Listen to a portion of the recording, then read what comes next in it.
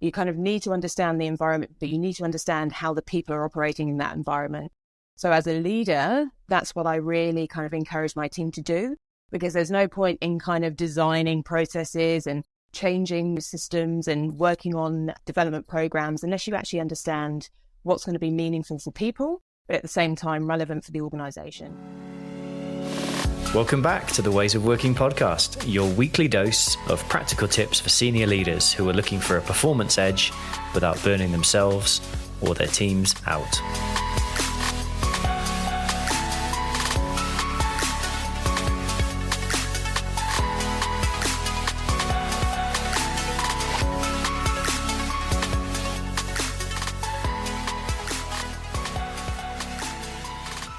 Today, we're talking with General Manager, Talent and Organizational Development at the SkyCity Entertainment Group, Rebecca Grover. Rebecca, hi. Hello. Thank you for having me, Jimmy. Good to see you. Now, should it be Beck or Rebecca? Which one you would? Call me Beck. Call me Beck. Call me Beck. Okay, great. Fantastic. Thanks for coming on the podcast today. It's really exciting to have you on. And also, I know that what we're going to talk about today is going to be really interesting to our listeners.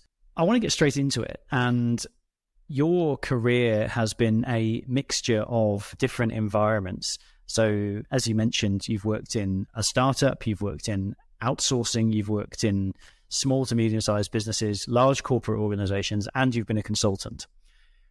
What I wanted to understand is, as you've gone through that career journey, picking up different strings to your bow, different tools for the toolbox, what have been the consistent leadership themes that you have seen or developed that have stood you in great stead to get to where you are now? Yeah, that's a great question, because the common thread, I think, is it's all been about people. So I guess irrespective of the environment and the organizational type, you're dealing with people. Now, the only differential is how much of that people strategy or that people engagement you can actually influence. So people will always be human. And that's why I have now adapted my kind of philosophy that everything needs to be people first. You kind of need to understand the environment, but you need to understand how the people are operating in that environment.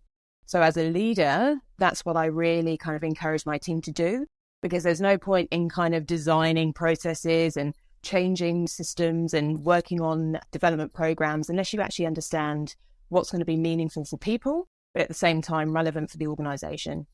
I'm completely aligned. And one of the things that keeps coming up for me when we talk to organizations, and I know we've had this conversation, is that people are almost a great untapped resource when it comes to performance. We've put in crazily good systems, we've automated things, we've digitized things, we've added process perfection, but actually, if you can engage the heart and the head of people, the hands and the feet do great work. And I think you're exactly right, that common thread. Talk to us about the leadership journey that you've gone on in terms of the different organizations you've stepped through, and what were the core moments or the core lessons that allowed you to keep moving forward and allowed you to be so successful?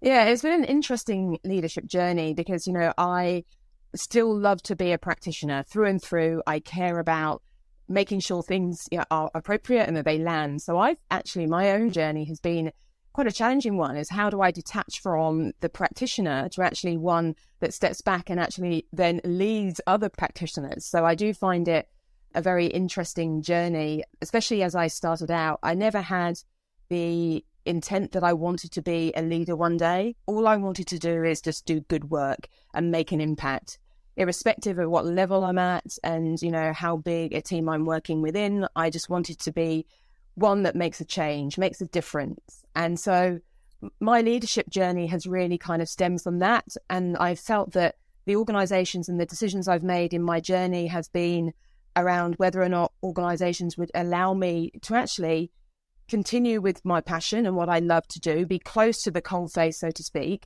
If I am developing or leading a team, then that's great, but I still don't want to give up or, hand up the reins of, what it is that I love to do. And that's understanding what makes people tick and actually getting the best out of people. So my leadership style, now that I've kind of matured through that journey, I'm not a micromanager, or I don't lead in that way, so to speak, but I am really interested and really curious around how my team are thinking. I think what I do is help them with the connective tissue around how do we actually support the business? How do we work together as a total talent team? But my role now is ensuring that that change management is effective. So I have to understand what my team is doing, not necessarily change, the outcomes of that, but what I can do is help influence how it lands in the business and the ultimate behavioral shift that we can make through the design and delivery of our campaigns. And I'm sure there's lots of leaders who go through this same transition, right? You go from being the practitioner, the expert, the high-performing individual, and most of our listeners will be well on that way to transitioning from doer to leader, or doer to manager to leader, or even leader to influencer. And it can present some challenges. It can be quite a painful transition as you let go of the identity that you previously had and you step into this, almost like the chrysalis emerging into the butterfly, you step into this new world. What were some of the challenges that you found that have, I guess, been a struggle to let go of things that you previously wanted to hold on to allow you to do the stuff you're doing now? And it's that point that you made, that word that you said, the influencer, that was the challenge. And I guess, again, looking at the organizational types that I've been a part of, sometimes I have direct control to influence and actually have that influential conversation. But in some instances, when you're consulting, you can only influence so far. So that piece of the puzzle has really been what I've really honed in on as an individual.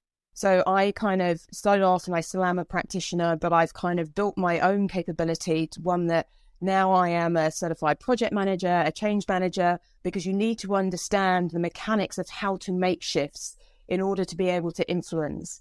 And so now I can take those conversations and demonstrate what influencing looks like to help my teams along the way. So I think that's been the biggest challenge is actually leading through influence and actually bringing everybody along that journey with you. And I think a lot of practitioners like me will have a clear vision of utopia, what good looks like, where do we want to take things? And sometimes I think that vision is really hard to translate. I recognize people don't live in my head. They can't see what I see. And so, there's a different level of maturity and understanding in every conversation. So how do you kind of normalize that so that everybody can be brought on that journey? And so I did that through looking at human-centered design.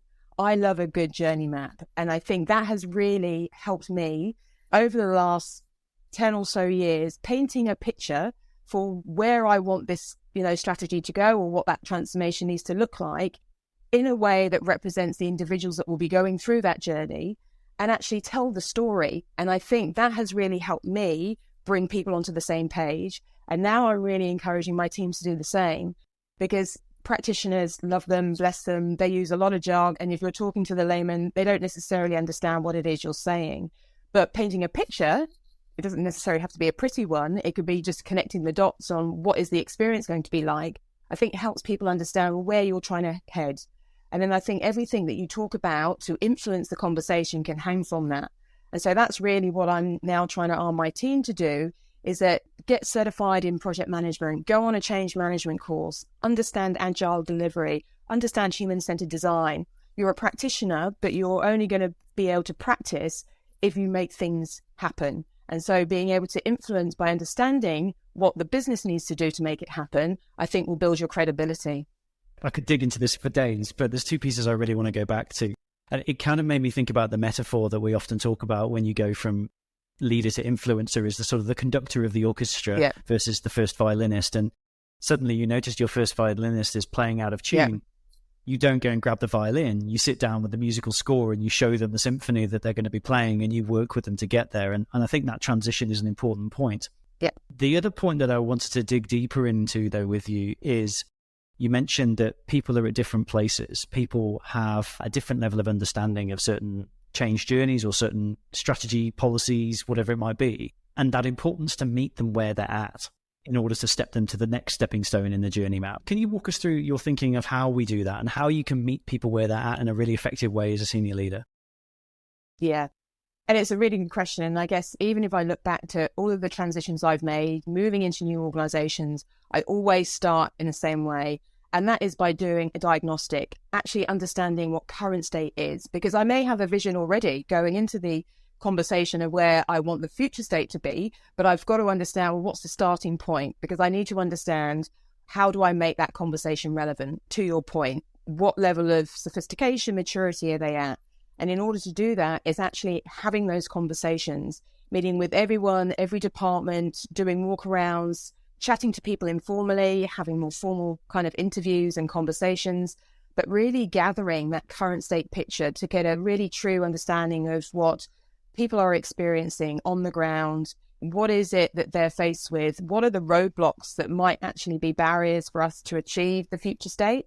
And to do that, you really have to have that conversation. So I do spend the first 4 or 6 weeks in any organization having those conversations. And that's with my team that I'm inheriting or I'm absorbing or the business, anyone who touches the kind of the infrastructure that I'm looking to be a part of, you need to have that conversation. So interesting, isn't it? We talk about all of these strategic initiatives and highfalutin concepts and far-reaching leadership ideas, and actually the real magic in great leadership, great influencing, great delivery comes down to that human connection and that human conversation. And you talked about human-centered design. The clue is in the human part, right? It's putting the person first. Exactly. And it's really tricky because even in human-centered design, I mean, you stick on a persona. Now, all of the organizations that I've been a part of, they're multicultural. The diversity is extraordinary, especially in the organization that I'm at the moment. So the persona is based on the different cultural backgrounds, ethnicity backgrounds, operational backgrounds. So there is no one persona. When I speak with my team and I'm leading through the conversation, I may have the overarching vision of what the total talent strategy might look like. Their component parts will obviously hang off that. But then you've got to think about making everything fair and accessible to our people. So unless you actually have the conversations with everyone in the organization, and for us that's 4,600 people, it's going to be a real hard job to kind of get something that's meaningful to all.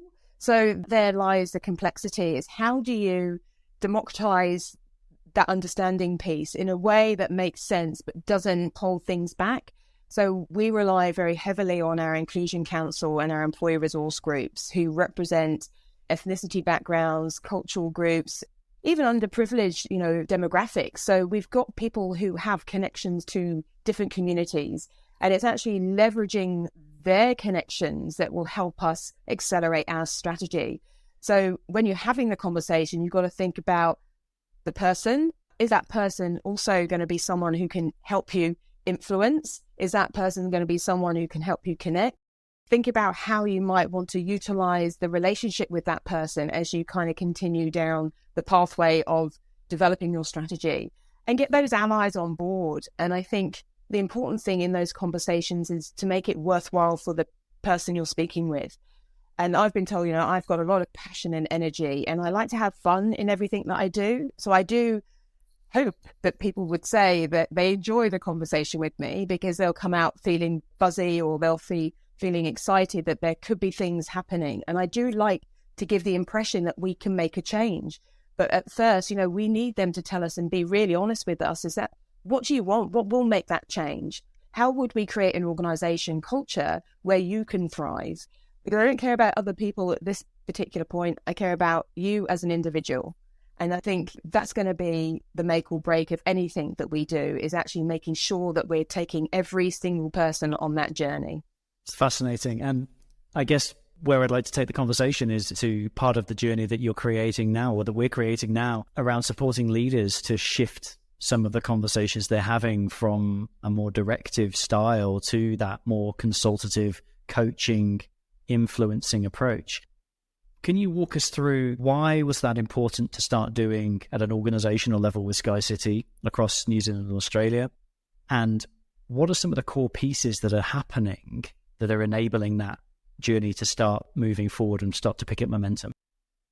Yeah, that's the killer question right there, because it's that behavioral change. And I guess, SkyCity is historically a very traditional business, and one, as I mentioned, is very diverse. So there are people in the organization who have been in the organization for a number of years. They've come through the leadership route and obviously are now quite very influential in terms of the success of our organization. Now, with that longevity, you kind of limit then the external perspective. So you only know what you know. And we're not saying we want all of our leaders to go out and leave the organization and get some external experience or go out to conferences every single day to kind of learn what other people are doing. I mean, that's good, but in moderation. But it needs to start with their own mindset and their own behavior, because what they emulate will be observed by their teams and adopted by their teams. So our behavioral change journey needs to go top down and bottom up and sandwich in the middle. So we're trying to kind of create, because our workforce is so diverse, we need those leaders to understand coaching philosophy. We need them to understand their own behavior and how that translates and what that impact could look like if they get it right and wrong, and what their role is to ensure that the organization moves forward. We're living in an environment and a world of ambiguity. There's all sorts of things happening. And the last couple of days in New Zealand, you would have heard the cyclone. So disruption is everywhere. So people need to be able to adapt. And our organization historically has been very well maintained. There's one way of doing things. Everybody's comfortable in their pockets. That's not going to take us into the future. Irrespective of our industry, we've got to be able to adapt. And as I say, it needs to start with leaders understanding how their behavior impacts others. And if they don't adapt well, then everything below them is not going to shift. That's why we decided that it's really important to first understand what good looks like at our senior leadership level and create a success profile for what that is, looking at traits and drivers and behaviors. Now we've got a picture of that. We can use that as the foundation then to run more personalized development, programs through our leadership tiers. But again, to change the outcome, we've also got to change the behavior. So the coaching piece up front is really that realization of, okay, things do need to change, but what are my internal barriers that's going to hold me back? Yes, I'm still going to go on a development journey and a learning journey and a coaching journey, but first I've got to understand my own starting point and be accepting of that. That's why we've decided to kind of push that piece forward. At the same time, we're also looking at the bottom-up approach, because we also recognize in FY22, but in 2022, we hired 3,000 people in our organization. Now, hospitality is very transitional. So unfortunately, we lost quite a few, and a lot of that was anticipated. But we want to retain our people. So if they're coming into our organization, we want that first experience to be a positive one. So we're introducing some buddy coaching for the receivers, those managers who are receiving those new hires, so that they can ensure that they play their role to make their new starters' entry into the organization a positive one. And we're hoping then to scale that up, because obviously 3,000 people each year, that's a lot of managers that are going to be absorbing, new hires. So there's a big acceleration strategy to look at that. But I think everybody's starting to talk about coaching. And I know just through my experience in the past, people think coaching, I need to get a coach if I've got a problem I need to fix. They don't really see it like you would in a sporting environment where it's an enhancement. It's kind of thinking, I want to be the best person I can be in this situation. I've got some positive things that I need to deliver, and I want to make sure that I deliver it with impact. Coaching is a perfect way of being able to ensure that you achieve that. But I think the stigma attached to coaching has been, it's only for executives, it's only if you've got a challenge. We're trying to change that narrative, and we're starting to see coaching philosophy weaved into everything that we're doing. People are asking us, how do I get involved? I want to know more about myself and unpick kind of how I can be better. And I think that is really going to help us shift the dial with our behavioral change. Everything you're saying just kind of, it's like you're crawling around inside my head. There was two things that came up that I think were worth echoing.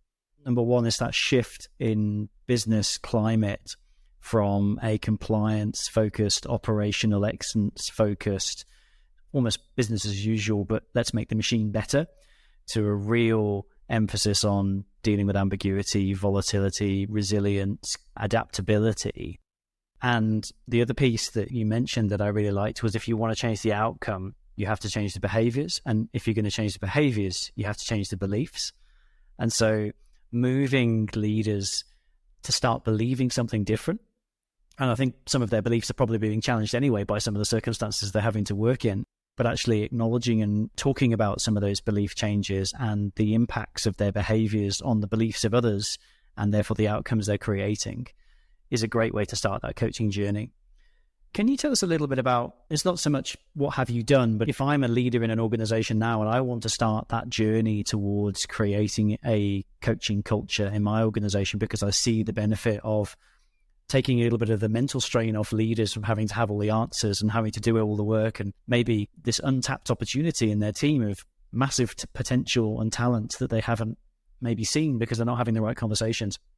How do I start? What are the first 2 or 3 things I should be doing that are going to start the ball rolling like a snowball to create a coaching culture?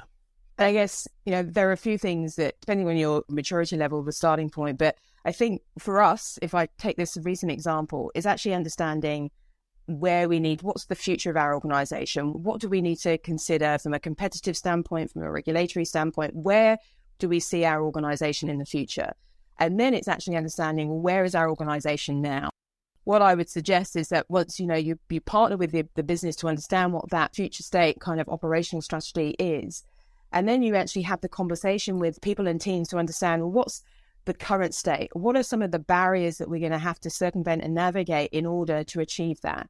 Now, a lot of people will come with the premise that it's our infrastructure, that's going to be a barrier, we don't have people.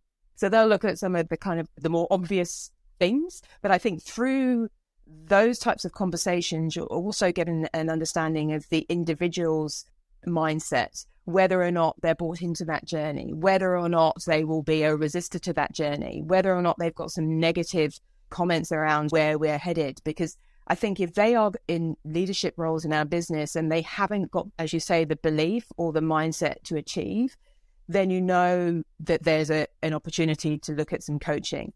So I think it's actually that current state picture is going to be really important. Look at those influential decision makers and understand what some of those barriers might be. And that's what we did at SkyCity. We need to make sure that our senior leadership team understand what's happening at the lower levels. And we need to make sure that the other tiers of leadership and management in our organization have the tools and resources to actually make that shift. Everybody's burnt out, everybody's under stress. There's a lot that people are juggling with. And so unless you have the conversation around what's going to be meaningful for you, what do you need from us to help you achieve what you need to achieve? And I think just even having that first conversation, that will give you an indication, okay, I think more of these conversations are going to be appropriate. And that's how we introduce the coaching need into our business model, because I could go back to our COO and senior leadership team to say, look, we've got a number of individuals who are really struggling with just today. So when you're talking about tomorrow, that is just overwhelming. If we want them to get there, which we absolutely do, we need to address the current issues to give them the headspace and the mindset to help achieve what we need to in the next 5 or so years. So have the conversation absolutely has to be the first starting point. Yeah, I think the start the conversation piece is an important, and the meeting people where they're at right now with what are the challenges that are going on for you right now, and how can we as a leadership team support you to move from surviving to thriving, but also how can we then start to shift your perspective to what the future might be and what are the tools and skills that are going to help that happening. But what I'm hearing loud and clear is it's got to start from the senior leadership modeling some of those conversations and showing that those conversations lead to action, as well as the bottom-up approach to let's deploy some tools that people who aren't necessarily as stretched in terms of intellectual capacity but might be really operationally busy. They need some stuff to help right now, some tools and frameworks and skills, but those senior leaders have really got to start driving that culture down through the organization, through leadership programs, through coaching support. And beautiful analogy of the sports coach. You get a coach to help you win a gold medal, not because you're falling behind in class. And leadership and capability coaching is exactly the same. It's to how do we accelerate performance and support the things that you need to be awesome versus we've got something to fix it. There's a problem. This person needs remedial help. And also looking at the organizational system. And, we're really lucky at SkyCity that we have got a really engaged and bought in senior leadership team who believe and support this agenda. But, a lot of people might have the right mindset and it might have the right attitude and behavior that they want to achieve success in the future state. But sometimes the environment and the system of the organization makes progression really hard. And, hand on heart, I've seen that in a number of organizations, that with all the will in the world and all of the energy and the passion and all of the positivity that you can build, if they're then faced with, it's too hard just to get from A to A plus, then they're going to be demoralized and frustrated. And so looking at the person piece is definitely a starting point, because then through those conversations, you understand some of those physical barriers to success, but you still have to start influencing the system change. If it is too hard to get things done, if the processes are too convoluted to kind of work across departments, then you're always going to be one step forward, two step backs. So you do have to look at things in harmony. And that's why when I talk about my leadership journey, taking that change management practitioner route was a real eye-opener for me, because through the conversations around, change impact, when you look at your future state, what your current state is. It's that transitional piece that is really important. What do we need to change, influence, and do differently? And what does organizational readiness look like to achieve the ultimate goal? And a lot of time, it is a lot people and a lot behavioral and mindset, but there's also process, infrastructure, and things like that you cannot ignore. Because if you do, your people are still going to be demoralized. So you do have to take that overarching strategy. And especially when I talk to my team, we've got some really aggressive and ambitious strategies and visions coming out, which through our storytelling, the business is really bought into, really excited about. But each of my leadership team has to understand the change impact. What do we need to do? Who do we need to influence? And how do we build those allies early? Let's get them all involved in the design process, the conversation, so they feel that they're part of the evolution. So when we do go to deploy anything, it's no surprise. People are already part of it, and it feels like an organic, authentic kind of transition. And people are like, yes, that was me. I was part of that. And so that is a wonderful thing. And that's what gives me motivation every day. If I'm in the business and I'm hearing that business managers or our front desk officer has been involved in a design conversation about a new leadership program, I'm like, fantastic. And when I see my leaders walking around the business and they're all like, hi, hi, hi. And I'm like, you're doing the right thing. Your personal brand, you're in the business, you understand. And so I really champion that. And I think that that's what's going to make the biggest change, is making sure that you focus on the people, but you don't lose sight of those physical rocks that you're going to have to maneuver in order to achieve ultimate success.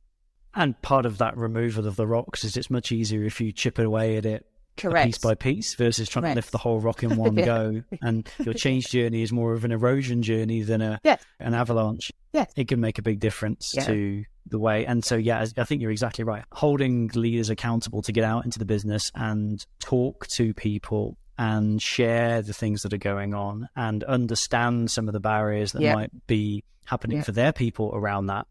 Really, really key to the change journey. Amazing. Mm-hmm. But what are you most excited about that you're working on right now at SkyCity? Yeah, so we are undergoing a big transformation. So when I joined SkyCity, which is nearly a year and a half, 16 months ago, I came in with this total talent vision. So in my portfolio, I look after talent acquisition, talent management, learning, organizational development, and DE&I. Now, in a lot of businesses, there's separate work streams, but obviously they work, very closely together. But to be able to have that in one portfolio, we've got some great things happening. We are a total talent strategy. We've got a vision to make some real impact and change. And I think I'm super passionate and excited about what we've got on horizon. We used our FY23 as the year to design, build, and pilot a number of new initiatives. But with that change impact and that influential strategy, we don't just look at the bits that we control, the design of the programs that we manage, and making sure that they're really meaningful and exciting. Because once you graduate from those programs, if the world doesn't change for those individuals who have spent time going through a program, then have we really serviced our purpose to the individual? So what happens next? You've gained proficiency, you've gained some knowledge. Let's give you the career experience now that you can apply that so you can expand your role and extend your role. Not necessarily get a promotion, but hopefully you'll be able to develop down a pathway of growth. And so, as I say, we're not necessarily in control of a lot of those processes, but we're using our influencing and our change management capability to help direct those conversations early so that we can tell the story. So we've got a lot happening in that space, which I think will make some huge changes to just how people show up to work and how they perform in job. So no, we are super excited about what the future holds for us.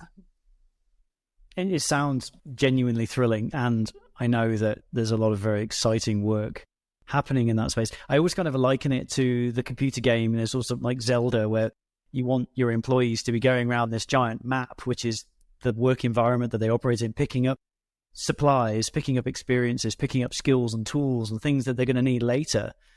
And our job as talent teams and leaders across the organization is to try and give your people as many of those experiences and tools and framework and skills and first aid kits when they fall and graze their knees.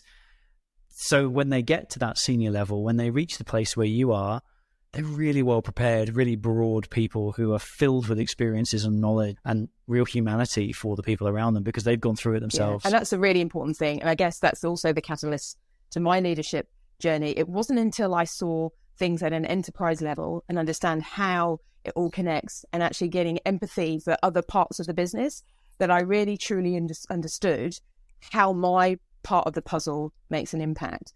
So I really encourage all of my team, have conversations, spend time in finance, understand how, the supply chain works, understand what it's like on the shop floor, walking the shoes of others. So you have empathy for how that all connects. And if we can bring that into our program, so everybody comes out as an enterprise person, irrespective of level, and they understand how SkyCity works in its entirety, I think that is such a compelling proposition, and one that also encourages greater mobility, because people think, I've always wondered what happens over there. And that's really similar to what I do, but it's just extending in a different way. So we've just appointed our first internal careers and mobility consultant, who is really going to be supercharged to help identify where these extended career experiences can exist.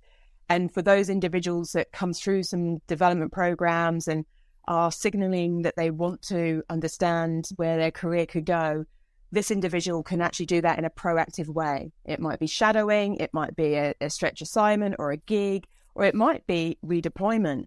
But we've got so many parts of our business that we can open up to our employees. We've just got to tell the story about it. It sounds fascinating. And I know there will be listeners who are like, how do I get in on this? How do I become part of this exciting journey? So if people are interested in what SkyCity is doing and how to become part of it, what's the best way for them to get in touch with you or with the careers team so they can join? I think my LinkedIn, send me a message on LinkedIn. If it's about, as I say, talent acquisition, talent management, learning, organization development, DE&I can wax lyrical about any of that any day of the week. So I'm really happy to help. But also our coaching journey. We're building a coaching marketplace now so we can make that more accessible and more relevant to the people with the different cultural backgrounds. So if anybody else is going on that journey too and wants to do it in partnership, I'm all about collaboration and connection. And working with external partners would be fantastic, because we're all out to achieve the same thing, which is to do right for our business and also to do right for our people. And if we can do that with efficiencies and economies of scale, then I'm open to any opportunity. Amazing. Beck, thanks so much for sharing not only some insights into what SkyCity is up to, but also the benefits of your experience and the personal leadership journey that you've on it. It's been a real gift to listen, and I'm sure that people will be reaching out to you on LinkedIn to understand a little bit more and go a little bit deeper on some of those amazing topics that we've talked about. So thank you so much for joining us. I really genuinely appreciate it. Thank you, Jimmy. It's been a pleasure to be here. Thank you. Amazing. If you enjoyed this podcast, please take a moment to drop us a review. And if you'd like to hear more, press that subscribe button. We'd love to have you as part of our community through the WOW organization. If you think you would like to find out more and you want to get in contact with Beck, as she mentioned, her LinkedIn will be in the show notes. And also, please do take a moment to share this podcast with other people you think might be interested in learning about leadership, talent, and how a coaching culture give you the huge edge in the performance of your business. If you've got any comments, questions, or want to offer any feedback, please reach out on Instagram or LinkedIn. I promise we answer every single message we receive. Beck, once again, thanks so much for your time. Really appreciate it, and speak soon. That's a wrap for this episode of the Ways of Working podcast. If you enjoyed the episode, make sure to hit the subscribe or follow button on your podcast platform so you don't miss our upcoming episodes. And if you have a moment, please leave us a review with your thoughts on Apple Podcasts or your favorite podcast app. Your feedback helps us improve and grow our community of senior leaders seeking a performance edge. Thanks for listening, and we'll see you on the next episode.